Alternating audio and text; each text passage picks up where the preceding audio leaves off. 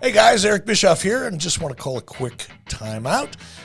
I want to tell your listeners about what I've been telling everybody over at 83 Weeks for quite a while now, about all the cool things that are happening over at adfreeshows.com. We're kicking off 2023 with an all-new edition of Title Chase, as Conrad dives into the moments, memories, and matches of the 10 pounds of silver, the NWA U.S. Heavyweight Championship. Man, I am doing great. Like my friend Steve Kern likes to say, gratitude is the attitude, and that's where I'm at. I like it. Well, I had a blast talking about the old WCW Heavyweight Championship with you recently, and we thought, hey, let's get down a rabbit hole about something maybe a little more old school. Tell everybody what you're holding there. I am holding the 10 pounds of silver NWA United States Heavyweight Championship belt. We get a peek behind the curtain on an all-new edition of The Insiders, as Conrad sits down with former WWE writer and current Impact producer Jimmy Jacobs. You start to realize that you're one weird interaction with Vince away from being in the doghouse or being fired. Wow. And then you just start to behave in a way to try to not get fired. And then your ideas become ideas in an effort to not get fired. And pretty soon you have a whole bunch of people that are playing to not lose. No spray tans necessary on our latest premium watch-along event, as Eric Bischoff and Nick Patrick sat down for the first time ever to discuss what really happened in one of the biggest and most infamous main events in history, Starrcade 97. It's been 25 years since it happened, and this is the first time that we've ever talked about. Nobody came to me that night after the match in the locker room, at the TV the next day. You know, it was just we just moved on from it. You know, and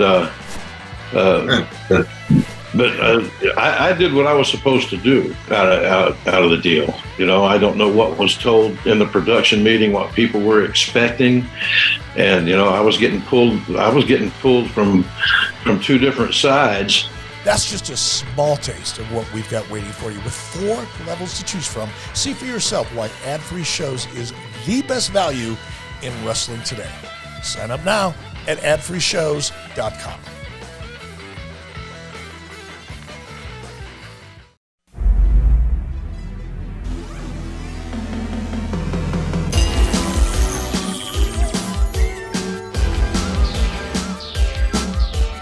The recognized symbol of excellence in sports entertainment.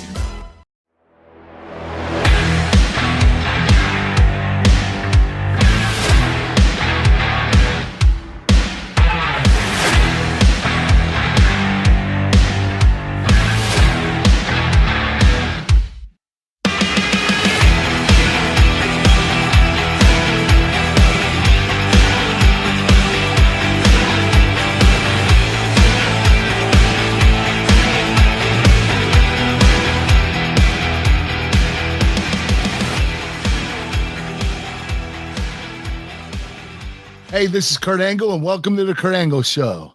On the show today, we'll be discussing when I went to Saudi Arabia. But first, I'm going to introduce to you my co-host, Paul Bromwell.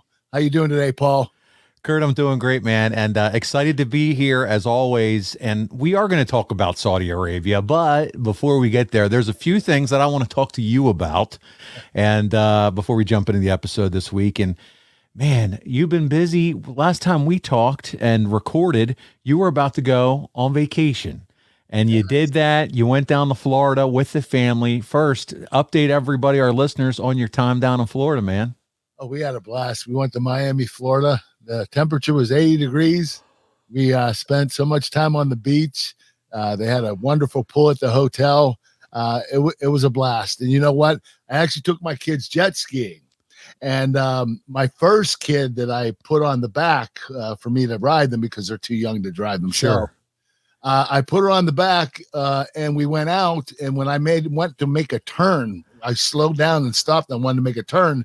And I didn't put the accelerator on when I was turning, and we flipped over. Oh, no. We went into the ocean. Now, thank God my daughter is like an Olympic caliber swimmer. That's right. I even had the safety vest on me. Yeah, the life vest. But it wasn't working. I was still sinking. I can't swim. So I'm in trouble. I couldn't get above water. I was going under. And my daughter kept her composure, and the jet ski got away from us. It was like 50 feet away from us. And she didn't know whether to go to the jet ski or to me. And she came over to me and saved my life. And she pulled me over to the jet ski. She swam 50 yards with me in her hands. And then she's pushing I couldn't get myself on the jet ski. My arms are so weak now because of my neck. I can't push myself up. So now she's putting her hands under my ass and pushing me up onto the jet ski. And she got me up there. And then she jumped up on behind me. And I said, you know what, honey, you just saved my life. She really did, though. She really did. I mean, listen, if I would have had one of my other kids there, the younger ones, they wouldn't have been able to help me, and I wouldn't have been able to help them. But I took Juliana first, and thank God I did. Dude, and that's the one that we see on Instagram, whatever, on all the swim meets, and she's awesome. She places and wins trophies and all that. And so, Kurt, is it just you've never been a good swimmer, or is it with all the surgeries and knee replacements and everything? I don't know. I used to swim in high school and college, but especially when I got my body fat low in the last couple of years and I lost a lot of weight because of my knees, I can't stay above water. You don't float like you used to. No, I don't. I don't float like I used to, and it's ridiculous because there's really nothing I can do when I'm in water. I can't swim. I can't float. My arms move, but I just keep sinking, and I just can't swim anymore, and I don't know why. And well, thank God for her. And dude, we're talking the ocean. This isn't a calm pool, so that's already a struggle to try to stay above. And we were out there pretty far too, man. It was crazy. Holy smokes. You said you had a story to share. I didn't know it was going to be life or death, bro. Oh my goodness. It was, man. My daughter saved my life. She's a hero. Oh man. Well, I'm so glad. Okay. Lesson learned. Let's make sure next time we're on the jet ski, we're better prepared. Our life vest actually floats. You have 2 life vests next time. All right. Well, there's that. Now, also for those that are only listening, not watching, Kurt, you're rocking your Pittsburgh Steelers jersey today as we record. Oh, hey, you know what I just did? I just did a video with the crazy Italian guy. Yes. You know who he is? I follow him on Instagram. Yeah. So we just did one for Pittsburgh Steelers game this weekend. It's hilarious. Wait till you see it. Okay. Yeah, I can't wait to see it. So is Nate. Is Nate isn't his name? Nate Serretti. Yeah. He was my next door neighbor when I lived in my old house. And he's made a huge impact. He has a job on radio now because he started this thing on Instagram and Twitter. Yeah. And, he's doing extremely well with it. And now he has a job on morning radio where he's actually one of the commentators. So he's doing really well. It is. It's Steelers started off, 2 wins, 5-6 losses. I mean, the season looked like it was over, and now all of a sudden 8-8. We'll see what happens this weekend. But the fact that we're even having this conversation right now is crazy. It's exciting. Yeah, I never thought the Steelers would make a comeback like this. It's cool, and you got the young guy Kenny Pickett winning games at the end of the games the last few weeks. So it's exciting to see. It's gonna get better next year. Even better. Yeah. I love it. So there you go. And one more thing I wanted to touch on, and we'll get started, guys, and that is because, listen, he's a Pittsburgh alumni, went to Pitt. I saw you tweet out, and it's been on everybody's minds and hearts this week. And as we record this on Friday afternoon, he FaceTimed his teammates, and that is Damar Hamlin, Kurt. What a scary situation that was this week. Oh, it was scary, man. I mean, that whole stadium was silent. Everybody knew it was serious, and all you could do is pray for him. A lot of people are going on the GoFundMe and giving money. If you can, please do. I know this kid could really use it, and he would appreciate it. And this is really a sad thing that happened. It is, but my goodness, you said at the outpouring for his charity, his goal at one point was $2,500, and it's in the millions now. I mean, there's still so many good people in this world, Kurt, in this country, and it's so good to hear the good reports that are starting to come out now. It was very scary there for the longest time, unlike anything I've ever seen in sports, and just the shock and awe on the athletes' faces while that was occurring. And man, it's crazy. And I talked to a doctor, Paul, and he told me that if they didn't resuscitate him or whatever, give him CPR, in 5 minutes he'd be brain dead. And, that's really scary because I know that he actually, he did pass away briefly, and they resuscitated him, but I don't know how long he was out. Yeah, when your heart stops like that. Yeah, Man. Yeah, that's crazy. Well, and thank God for those heroes. They don't get enough attention. The heroes every day, whether you're an emergency response team, the ERT teams, hospitals, police, fire people, man, they are the unsung heroes. It goes they're so crucial to our daily lives. Yes. So good. So good. Well, buddy, listen, let's get into our topic this week. And it's all about, as we said, your trips to Saudi Arabia and what was it like traveling to Saudi Arabia? So let's get into it. First off, when you hear WWE is going to run shows in Saudi Arabia, what did you think of the idea overall? I loved it. And the main reason is money, money, money. When you go to these places, they spend a lot of money. Like, these were bought shows. Saudi Arabia bought them from WWE, and I believe it was like $1 billion for 3 years, or 4 or 5 years, where they did 2 shows a year. So you're talking $200 million for 2 shows a year. That's incredible. And you know what? The fans didn't have to pay for it. The government paid for them. Everything was paid for the wrestlers, the WWE, and all the fans. The company, or the country, actually, the government paid for everything so the fans could enjoy themselves. And there were 75,000 fans there. It was incredible. Did you ever think that you would be involved in something like that? No, but I was glad I was. I mean, the paychecks are very generous. Yeah. No doubt about it. And one of the more interesting parts of this whole thing, and something we've talked about with Rusev in the past, actually, was Undertaker having a casket match that was originally advertised that was supposed to be against Rusev, then Chris Jericho, then Rusev again. Did it seem like there was a lot of change going on in creative at this time that you remember?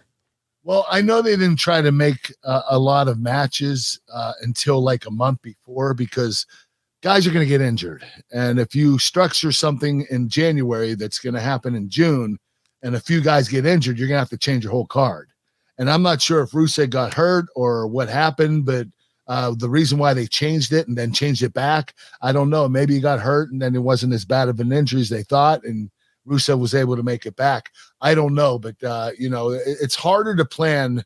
If you plan something a year ahead of time, you just don't know who's going to fall beforehand and get injured. So you don't want to plan too much ahead of time, within a month.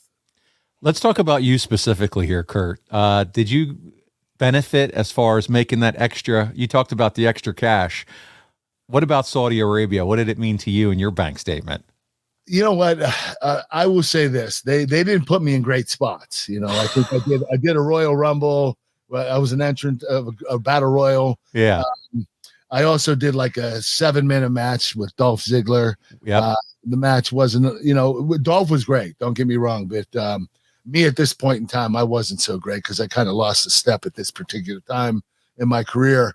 But it wasn't where I wanted to be. I was hoping more main event status, but still the money was still really good. It was like I main evented a pay-per-view. That's okay. The equivalency. Yeah. I got you. That's good. That's good. So let's talk about just travel over there. How long is that trip? I mean, just flying over there, coming back. I mean, that's got to be brutal and taxing and time change, flying over there.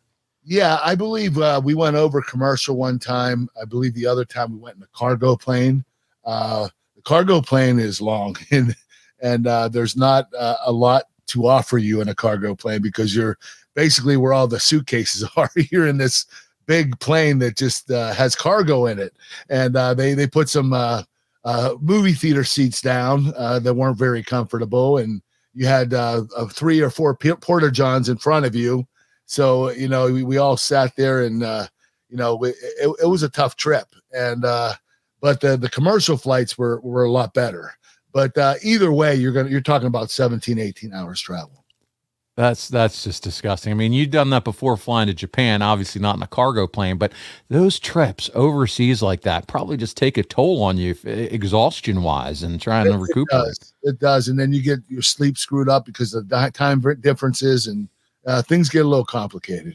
There you go. Well, listen, you're booked for the pay-per-view and included in the greatest Royal Rumble. You just mentioned it. 50 guys are in this one compared to the normal 30. They called it the greatest Royal Rumble. Were you surprised that they put 50 people in there? No, because WWE was getting paid so generously. They wanted to be generous to the talent and That's get as cool. many involved. There wasn't a big difference between 30 and 50. I mean, if you're going to do 30, you might as well do 50. It's going to be a lot longer, but it wasn't that bad. It wasn't much worse than a 30-man battle royal. And as long as you're timing everything out so the ring doesn't get too cluttered, it shouldn't be too. Got to bad. eliminate some guys a little earlier with the 50 guys. Yes, definitely. Is it harder to go over a 50-man Rumble match, like just the planning and talking it through, or what is that like? No, it's not, because who's going to eliminate who, and who's going to be eliminated. All you have to do is just follow the person that was eliminated before you, and you're going next. And it's just timing. You just have to make sure. But the real problem is when a guy comes down, each time that the clock winds down and the new guy comes out, he has to shine for a minute. So you have to think of some people in there that you can do spots with, and the other people are going to end up chopping meat and just, be punching the guys in the corner to try to stay busy. So that gets a little complicated when you're doing stuff like that. But for the most part, it's about the same. 50-30, doesn't matter. And you're right, though. It's like a domino effect. You got to remember who's ahead of you as far as being thrown out, and then who's, just kind of the spot in which you're in and what's around you, so that you don't screw that up. You were 16th, okay, in this Rumble, and would eliminate Dolph Ziggler, which we'll get to that match you had with him later on. Bo Dallas and Primo, you eliminated them as well during your 8 minutes in the match. You took out Dolph, you took out Bo, you take out Primo. While you're in there for your 8 minutes, though, Kurt, you get to grapple with Daniel Bryan, okay, who we now know as Bryan Danielson, the American Dragon. Did you call that spot? Did Bryan? What was that like? Just call it in the ring type of thing? No. Bryan and I planned it out backstage. That was the one thing when he came in. We wanted to do something special, and so Daniel actually came up with it, and it was a great little spot. I mean, I enjoyed working with him. He is so talented, and he's not just an incredible high flyer. He's a great technician too. And Daniel Bryan could be one of the best overall workers in the business today. Yeah, it's still going strong. They just announced, it looks like at their pay-per-view in March, if everything goes the way they want it to, he's going to be wrestling Kurt in an Iron Man match against MJF. Wow. That's going to be good. 60 minutes. I don't know how MJF's going to hold up, but I know Daniel Bryan will do pretty well. He's a machine. He is, and that's your thing, the wrestling machine. But Daniel Bryan's right there, pal. He can do it. Yeah, I know he can. Yes. Here we go. Let's take a look. Our first clip of the week, Kurt. It's you and this action with Daniel Bryan at the time. Here we go. Never do well in these sort of situations. That's why I did so well in my Rumble appearance. And here's Gallows now, and it's Daniel Bryan and Kurt Angle. What a classic matchup in the middle of the ring. Two of the best in-ring competitors ever. Oh, man. Wait, Bryan landed on his knees and went straight for the leg of Kurt Angle. They come. The world-famous It Kicks. Yes, made famous by The Miz. Oh, it got caught by Angle. Looking for the Angle lock. Daniel Bryan in a predicament here. Submission won't do a whole lot of good in this sort of match situation. Again, just instinct. Kurt Angle going with what he knows. Uh-oh! Angle slam! Oh, the straps come down. That's bad news. And Elias eliminates the Raw General Manager. Apparently was bad news for Kurt Angle. Elias should remember that he is on Raw and Kurt's his boss. Oh, there's got to be a conflict of interest. There we go, Kurt. Let's talk about Elias a little bit. Was there ever any talk of starting something between you and Elias at all? No, but I would have loved it. I love this character, his gimmick. He's a great worker. He's from Pittsburgh, Pennsylvania. I would have loved working with Elias. He's really talented. You go back and watch that. It's not that long ago, but I mean, still fun to see you in the ring exchanging blows with Daniel Bryan, man. I know. It was really cool that I got to be able to do that with him, because I never thought in a million years I'd ever be able to wrestle him. When I got back to the WWE, they didn't have plans for me to wrestle. And Daniel Bryan was on my list of the guys that I wanted to go with mostly. And so it was nice that they gave us a spot in the Battle Royal. It's been fun because on social media, KurtAngleShow.com, the Kurt Angle Show, by the way, on Twitter, the Angle Pod, there's been a lot of going back and forth lately on some of the dream matches that fans would like to see. It started about you and Bret Hart, and then the Ricochet clip that you said a few weeks ago, how you really like him. And people have been enjoying kind of going back and forth with some of their opinions on that. But here's another one, man. You and Bryan Danielson, you in your prime. What a hell of a match that would have been. So it's just fun to see you two lay your hands on each other. This would be the last time Chris Jericho was in a ring for the WWE as well. How about that? Did you expect that at this time? I mean, that's crazy. Oh, no. And you know what? I thought Chris Jericho was going to be a WWE lifer. I never thought he'd ever leave. I mean, he left before, and I think he went to Japan, but never really signed with another company, at least not since he was in WCW. He was in WWE for the longest time, and I never thought he'd leave and go to another company. But man, look at what he's doing with them. And he's on top of his game still too. And he's putting people over. And I know he gets a lot of shit online sometimes for not. But I mean, listen. There's guys that have beat him on Dynamite and on big shows lately, whether it's Ricky Starks or whoever. He's getting his shoulders pinned to the mat, and that's really helping advance their careers. Well, regardless, Chris Jericho's a huge star. Yeah, he should always be in the main event, and he should be winning a lot of matches. It's not like he's past his prime. He's still going as well as he ever has, and as long as he's doing that, you need to continue to push him. There's no reason to stop pushing him because he's getting older and you want the young guys to go over. You can get the younger guys over. And, Chris, you got to get Chris over too because he's still in his prime. Right. We saw that happen, and we talked about it with you back in TNA when they just decided to put your shoulders on the mat all the time. That whole balanced approach, you got to have both. You got to. All right, before we get on that tangent. So Braun Strowman, he goes on to win this big Rumble match. What are your thoughts on Braun? Were you surprised they released him and now he's back? Well, winning the Battle Royal, he deserved to. I mean, he was doing really well at this particular time and having a lot of great matches. And he's such an incredible big guy, really strong and explosive. But what was the other question you asked me? Just about the fact that they let him go. We've talked about that a little bit. Yeah. You know what? I'm really shocked they let him go. I never thought in a million years they would let Braun Strowman go because he's very valuable. And I'm not surprised he's back. I'm just surprised they actually let him go for the first time.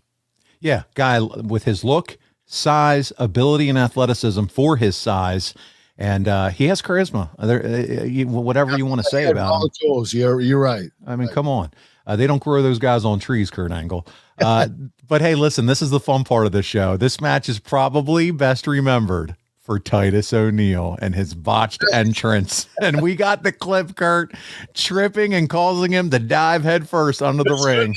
This couldn't have been any better. This is so good. We're going to watch it together, all right? This is awesome. Let's check it out. This is number 39 into the Rumble. 39 men. And the leader of Titus Worldwide, Titus O'Neil.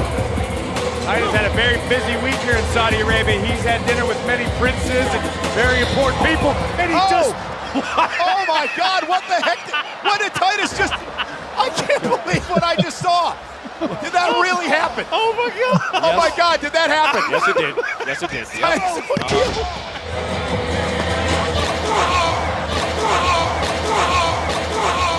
That may be the greatest thing I've ever seen. That may be the greatest moment in Royal Rumble history. It really might be the greatest moment ever. Maybe he thought that Hornswoggle was under the ring.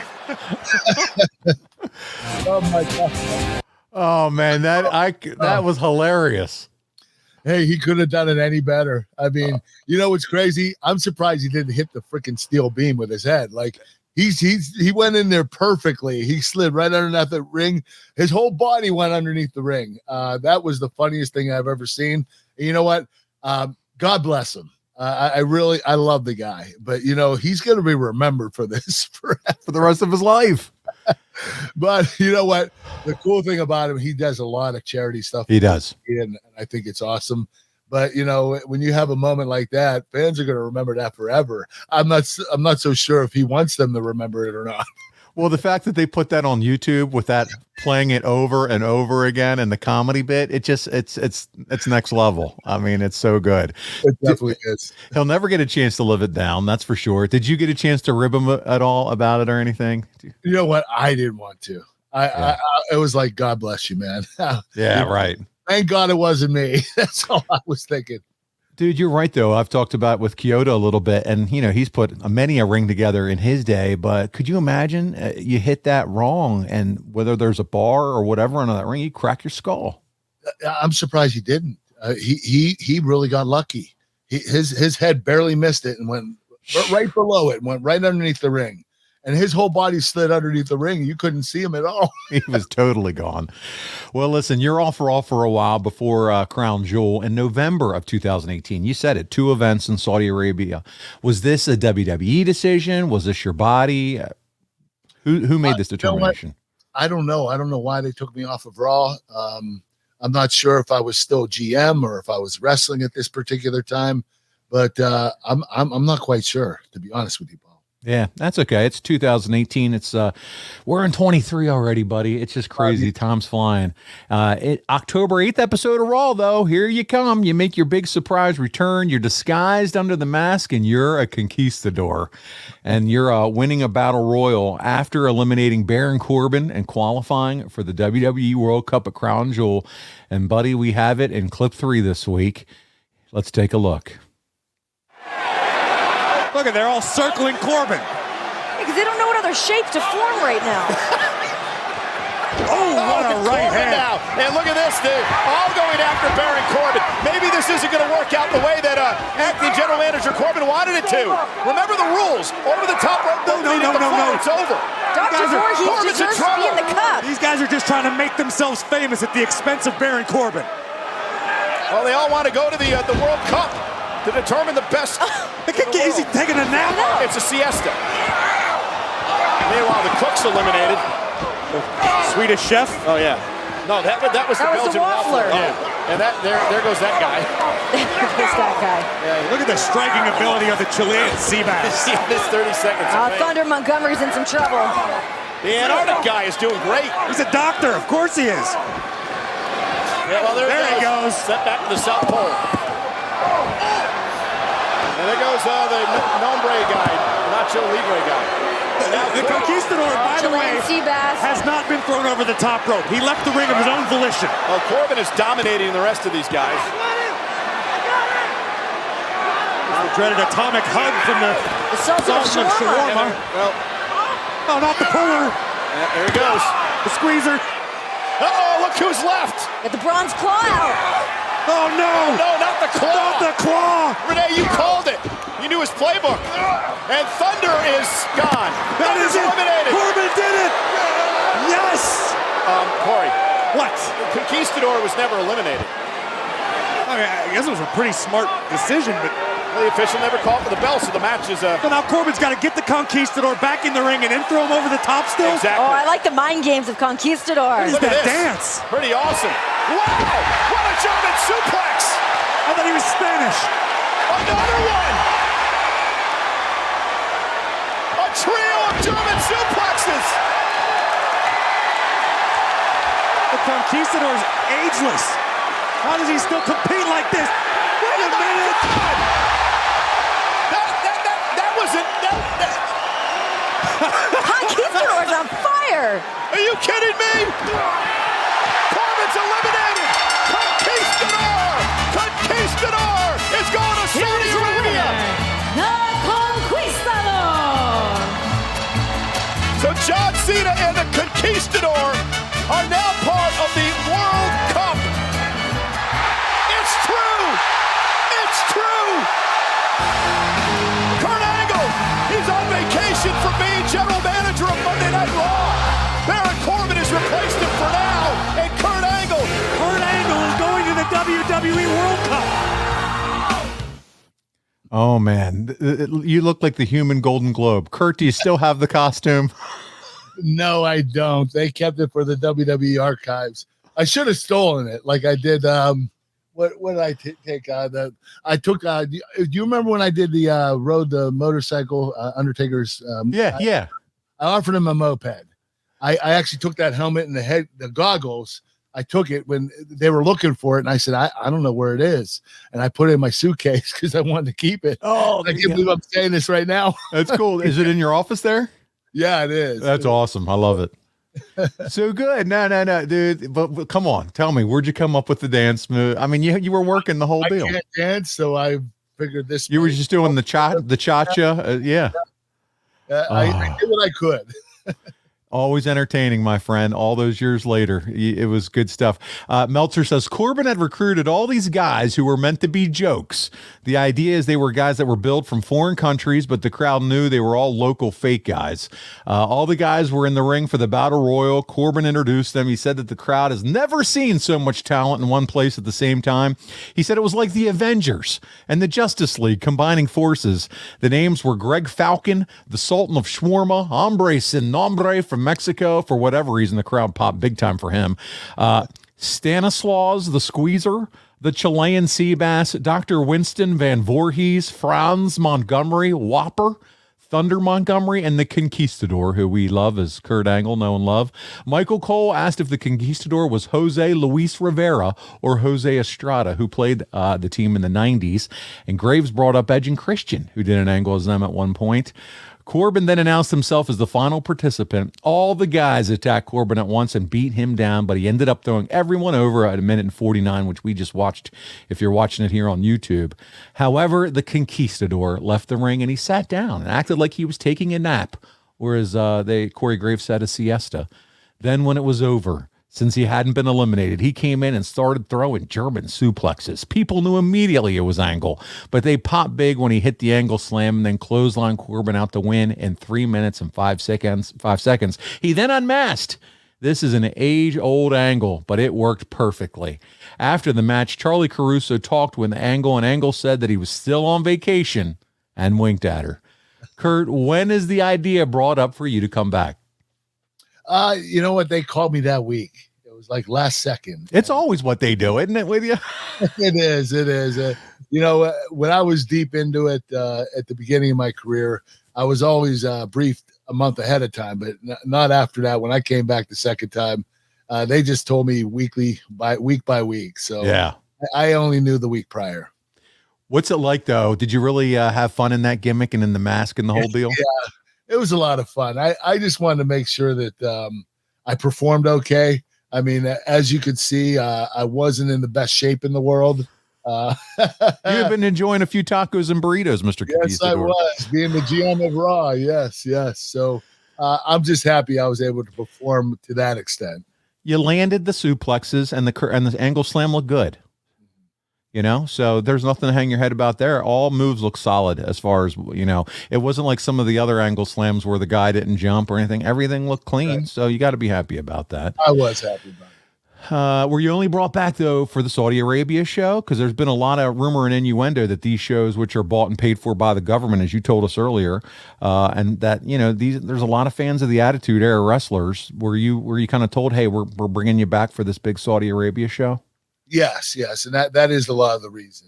They do love the wrestlers from the Attitude Era.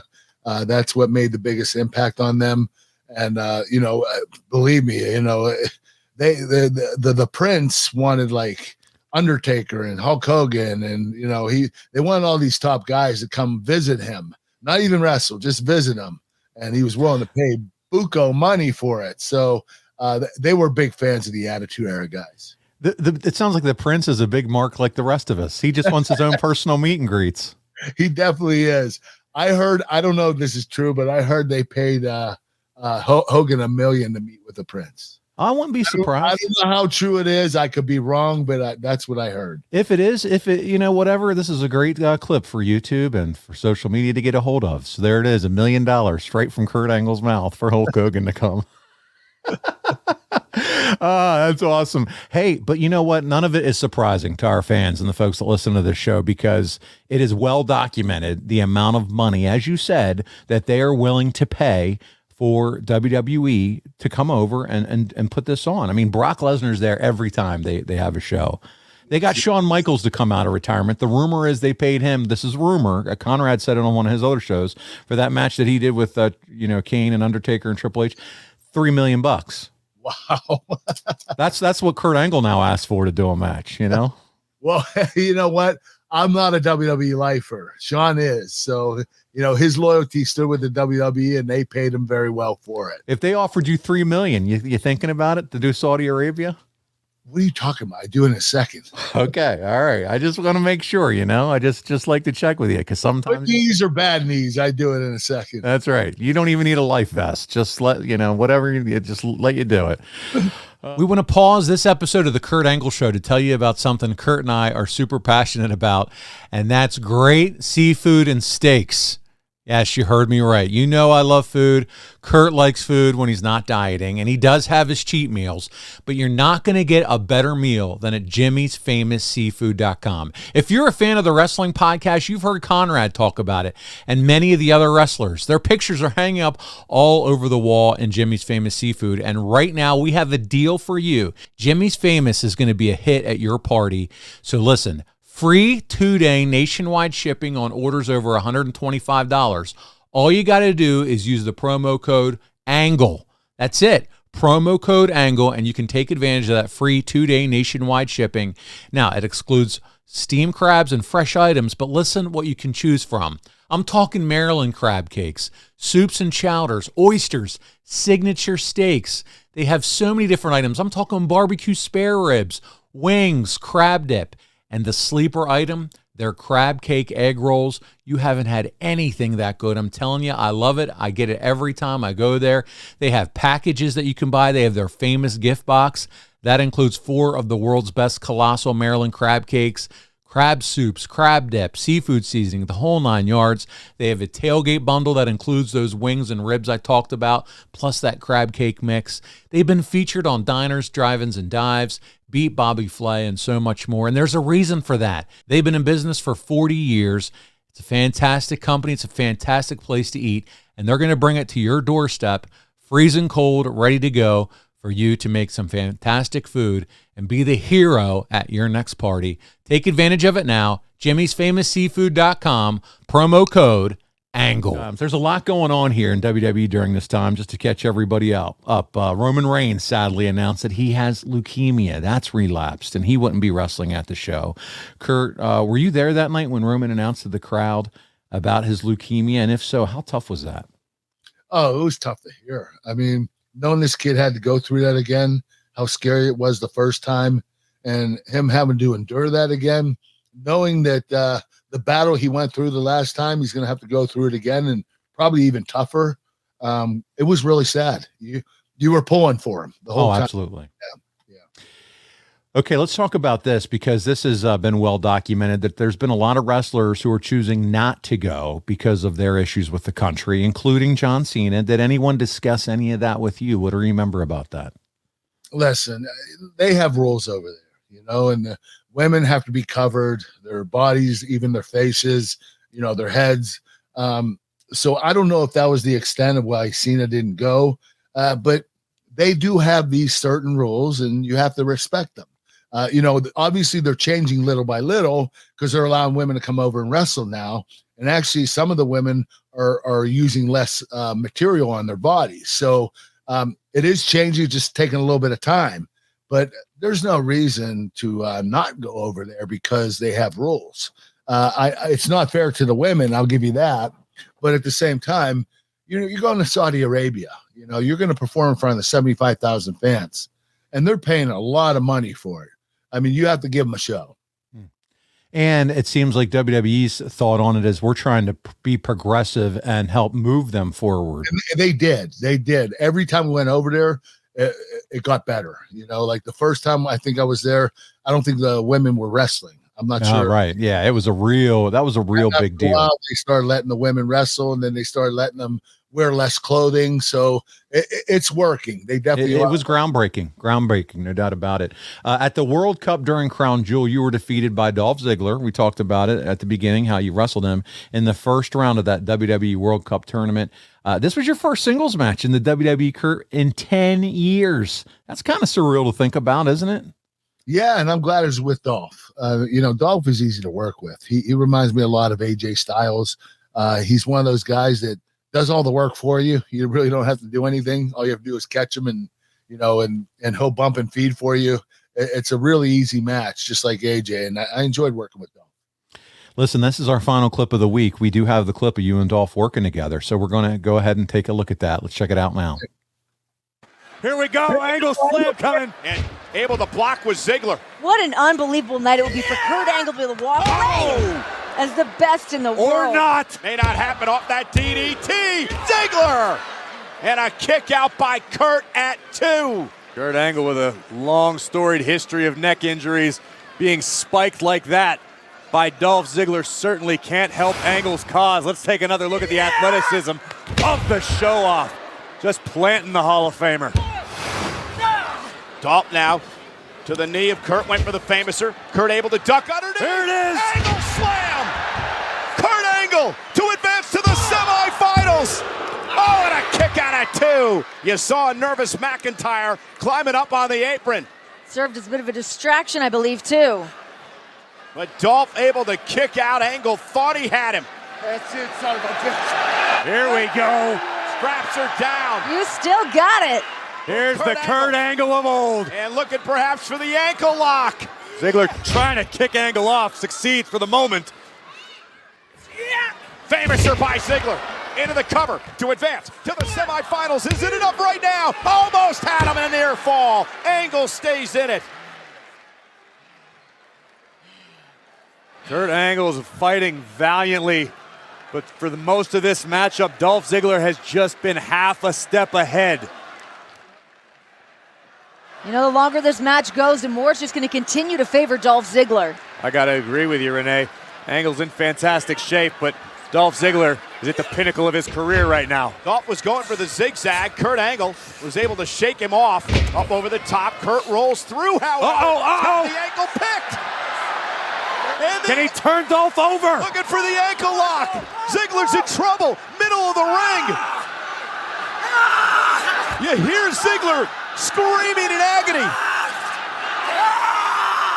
Is he going to tap to the ankle lock?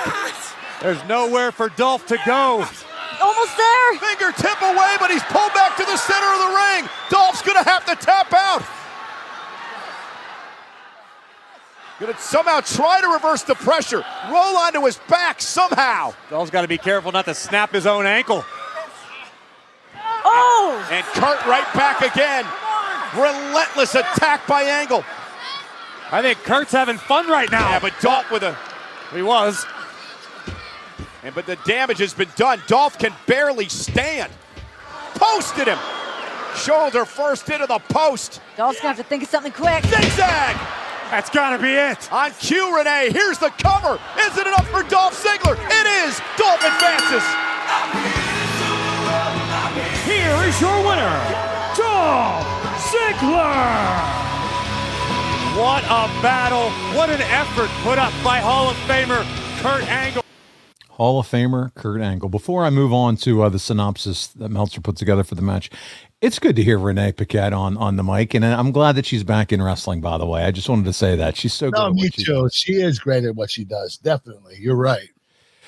So Meltzer said Dolph Ziggler pinned Kurt Angle in a World Cup match in 8 minutes, 15 seconds. Angle used several German suplexes. Angle had the ankle lock on forever. Really way too long for it to make sense, particularly since Ziggler wasn't selling it in the next match. There you go. There's some wrestling logic that you need to think through. Ziggler escaped. Angle charged and went into the post, and Ziggler got the zigzag for the pin. He gave it 2.5 stars.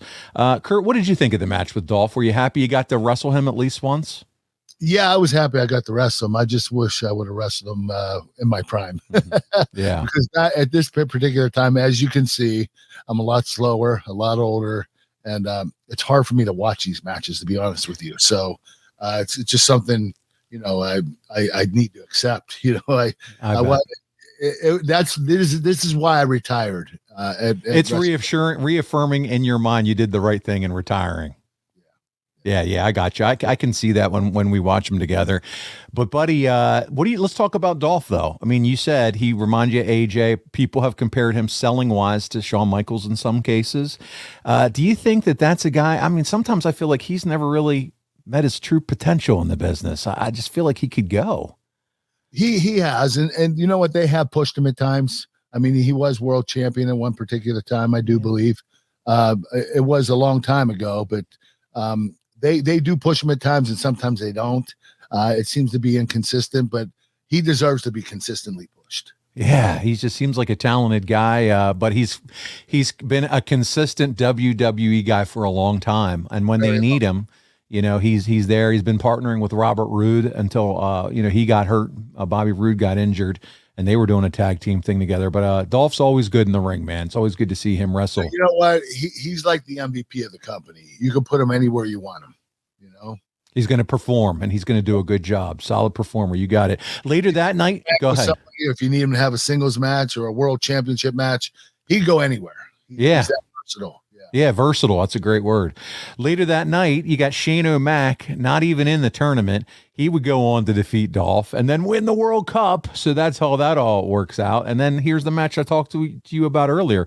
Later that night, Triple H and Shawn Michaels, they reunite as D-Generation X, and they take on the Brothers of Destruction in a match that is more well-known on Hunter's injury, Kane having his mask and hair fall off. DX get the win, but it was a war to go through all that, wasn't it? Oh God, man. It was almost a catastrophe, to be honest with you. Everything was happening. Everything was going wrong. It was. And I think at one point, Sean dove off of the top rope and missed. Nobody caught him. I was like, oh my God. It was ugly. Yeah. That was the $3 million match though for him. You're right. So I guess he did deserve that. No, I mean, I'm just kidding. But you know what? That's crazy. When you do a moonsault and nobody's there to catch you, wow. That's rough. I feel badly for Sean for that one. I'm not going to say whose fault it was, and I'm not saying there was anybody's fault, but you have to be responsible for catching that person. He's putting his body on the line. You have to back it up. But to your point, we're not going to cry too hard for him when he went to cash that check. Oh no, $3 million. Come on.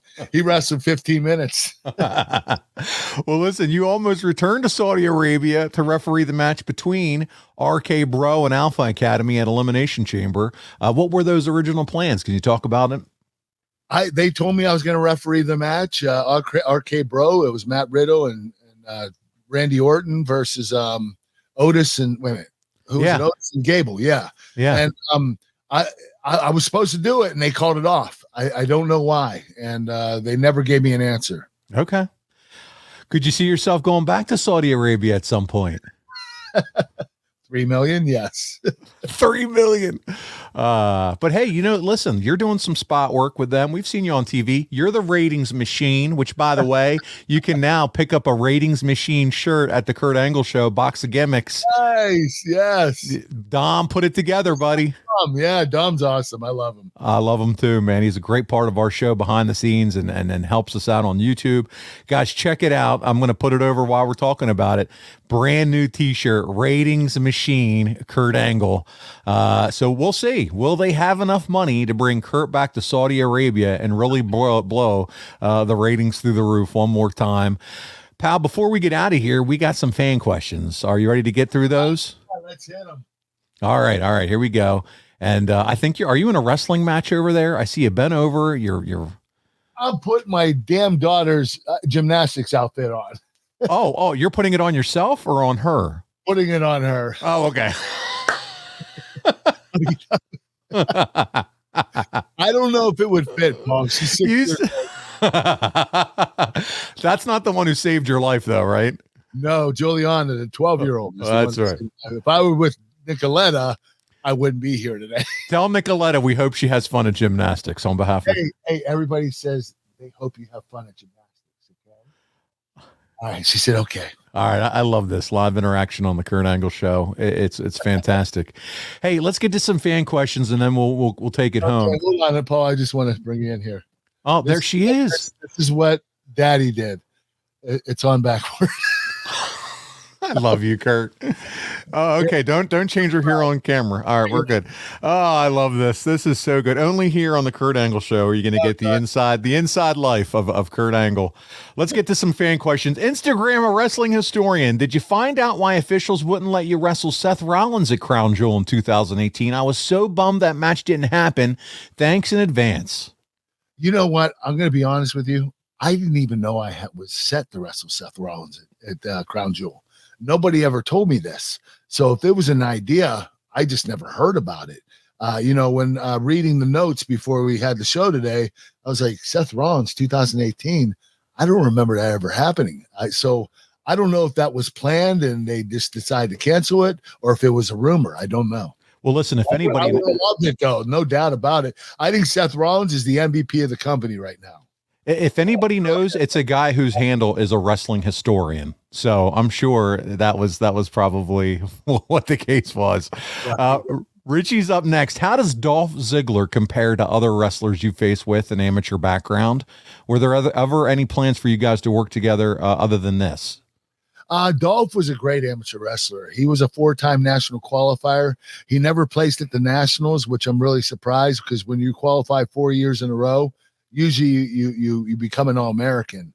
But Dolph was an exceptional wrestler, and he was able to cross that over into pro wrestling, and he did an incredible job. He's a great technician in pro wrestling. He used a lot of his amateur wrestling moves, but he also uses a lot of pro moves. He's so versatile as a wrestler. Not many like him. So he can do just about everything. And the crazy thing is he's not that big of a person. So he's very easy to work with and very light on his feet. And, he might weigh 190 pounds at most. Our buddy Jeremy Priest is up next, Kurt. He says, I know the Saudi shows get a lot of heat, but at the same time, it's also great money for the company. Also, I see it as a good thing to bring wrestling to these countries. Is that a fair thing to say? Oh, yeah. It's definitely fair to bring wrestling to these countries. This is giving them exposure. The wrestling is so popular worldwide, and it was never in the Middle East. And finally, we actually got it there. And it took a long, long time. And we're talking 40, 50 years, since the WWE's been touring, maybe even 60 years. So finally, it's there. And I think it's a great accomplishment.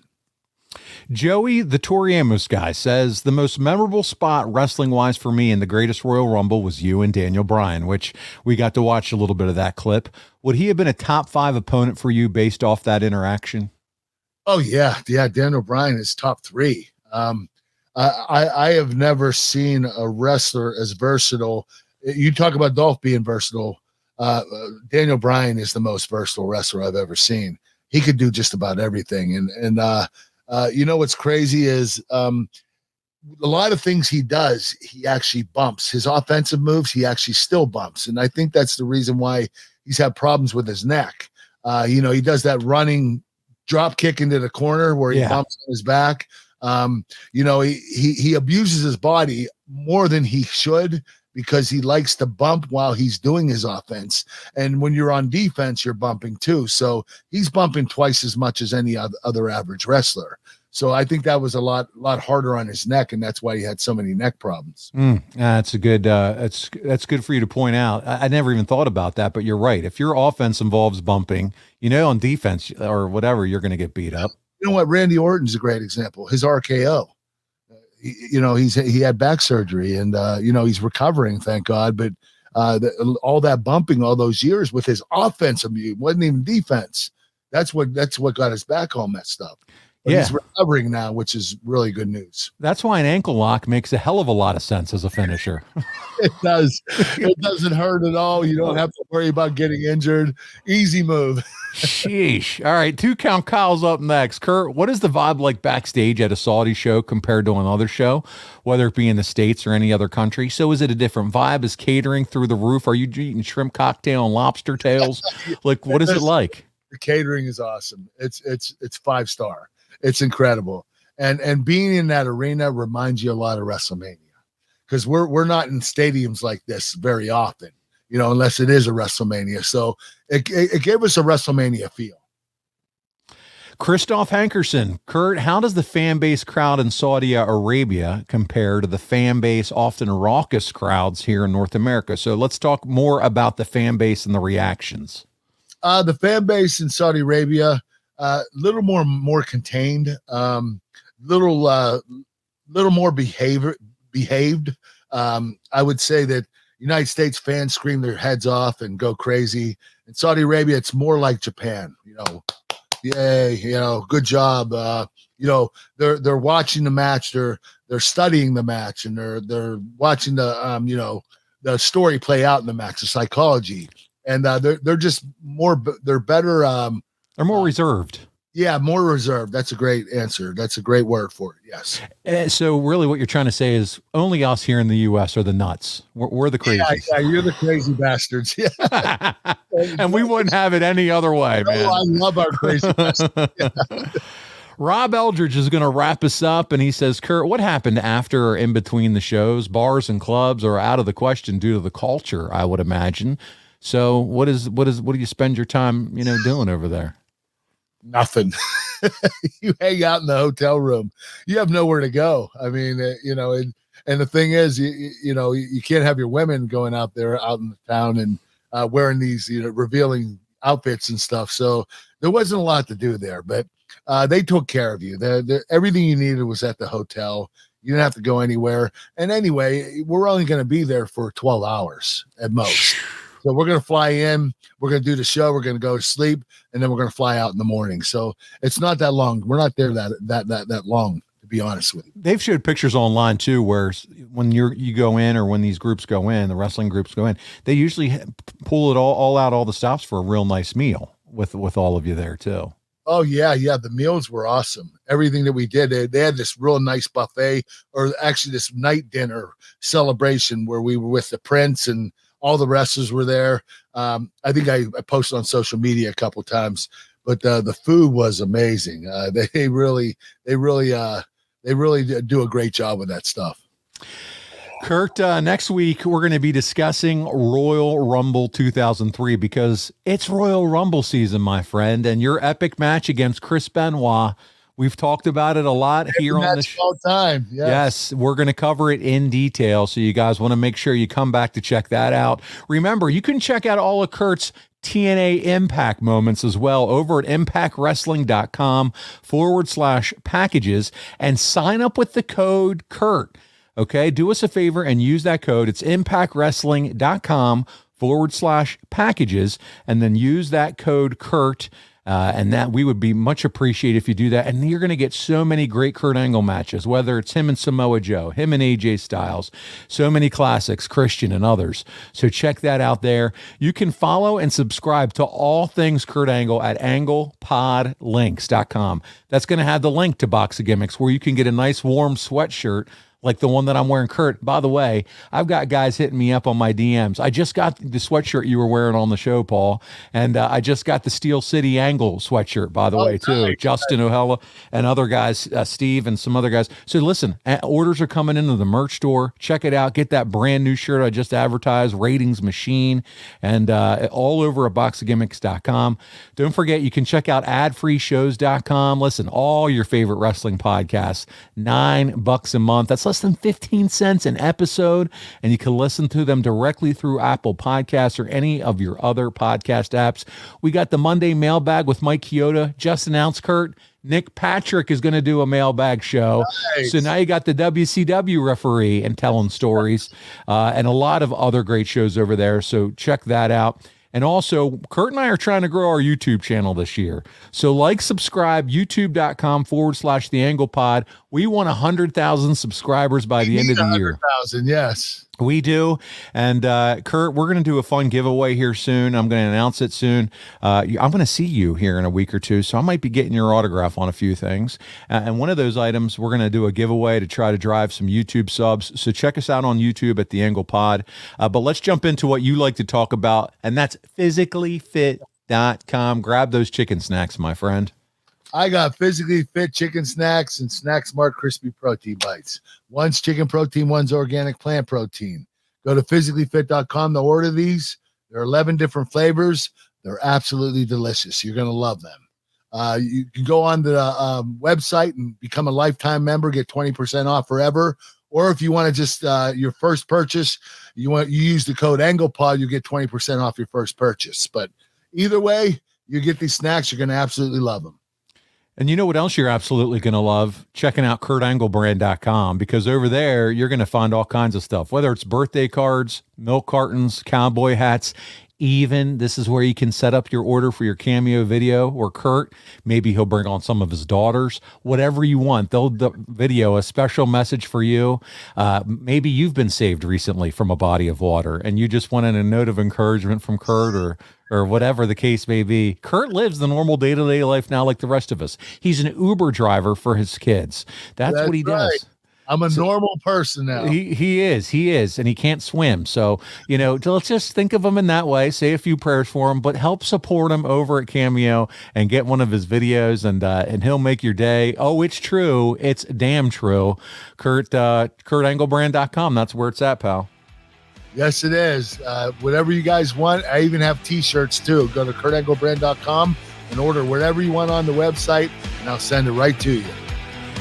Kurt, this has been a lot of fun. We're going to do it next week, Royal Rumble, and it's all about you and Chris Benoit. I cannot wait, my friend, and that's going to do it for this week's show. On behalf of your Olympic hero, Kurt Angle, this is Paul Bromwell, and we will see you again right back here next week for another episode of The Kurt Angle Show.